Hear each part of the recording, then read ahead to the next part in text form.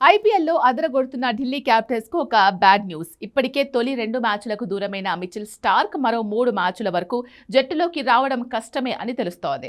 భుజం గాయంతో బాధపడుతూ ఉండడంతో ఢిల్లీ క్యాపిటల్స్ లోకి ఎంట్రీ ఆలస్యం అవనున్నట్లు తెలుస్తోంది. ఈ స్టార్ ఆటగాడు మరో 3 మ్యాచ్లకు అందుబాటులో ఉండడని తెలుస్తోంది. భుజం, మోచేతి గాయాల నుంచి ఆస్ట్రేలియాలో ట్రీట్మెంట్ తీసుకున్నాడు. అక్కడే కోలుకుంటూ ఇప్పటి వరకు జట్టుతో కలవలేదు. అత్యంత కీలకమైన ఈ 3 మ్యాచ్లకు ఈ స్టార్ బౌలర్ సేవలను జట్టు కోల్పోనుంది. మిచెల్ స్టార్క్ ఈ సీజన్ లో ఏదో ఒక టైంలో జట్టుతో చేరతాడని ఢిల్లీ క్యాపిటల్స్ యాజమాన్యం ఆశాభావంతో ఉంది. స్టార్క్ లేకున్నా ఢిల్లీ క్యాపిటల్స్ ఎప్పట్లాగే అద్భుతంగా రాణిస్తోంది. ఆరంభ మ్యాచ్లలో విజయాలు సాధిస్తూ ఆ తర్వాత ఓటములను చవిచూడడం ఢిల్లీకి పరిపాటిగా మారింది. అద్భుత ప్రదర్శన చేసినా ఇప్పటి వరకు ఢిల్లీ టైటిల్ అందుకోలేదు.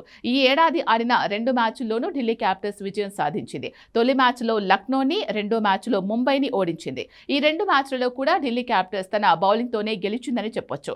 లక్నోని 141 పరుగులకి ఆల్అౌట్ చేసిన ఢిల్లీ ముంబైని 162 పరుగులకే కట్టడి చేసింది. మెయిన్ బౌలర్ మిచెల్ స్టార్క్ లేకపోయినా లుంగి ఎంగిడి, టి నటరాజన్ కీలకంగా రాణిస్తూ వికెట్లు పడగొడుతున్నారు. 2 మ్యాచ్లలో కలిపి లుంగి ఎంగిడి, నటరాజన్, చెరి 4 వికెట్లు పడగొట్టారు. వీరితో పాటు కుల్దీప్ యాదవ్, కెప్టెన్ అక్షర్ పటేల్ మిడిల్ ఓవర్లో పరుగులు రాకుండా కట్టడి చేస్తున్నారు. దాంతో మిచెల్ స్టార్క్ ఇంకొన్ని మ్యాచ్లు ఆలస్యమైనా ఇబ్బంది లేదు. కానీ కీలక మ్యాచ్లకు అందుబాటులో లేకపోతే ఢిల్లీ ఇబ్బంది పడే అవకాశం ఉంది. ప్రస్తుతం పాయింట్ల పట్టికలో 4వ స్థానంలో ఉన్న ఢిల్లీ క్యాపిటల్స్ తన తర్వాత మ్యాచ్ని ఏప్రిల్ 8న గుజరాత్ టైటాన్స్తో ఆడనుంది. ఢిల్లీ ఓపెనర్ కేఎల్ రాహుల్ పెద్దగా రాణించలేకపోయినా సమీర్ రిజ్వీ మ్యాచ్ విన్నర్గా మారి ఢిల్లీ విజయాల్లో కీలక పాత్ర పోషిస్తున్నారు. Tristan Stubbs, David Miller middle ఆర్డర్లో జట్టుకు బలంగా నిలుస్తున్నారు. ఢిల్లీ క్యాపిటల్స్ ఇదే ఫామ్ కొనసాగిస్తే ఈ ఏడాది ప్లే ఆఫ్స్కు వెళ్లడం ఖాయమని చెప్పొచ్చు.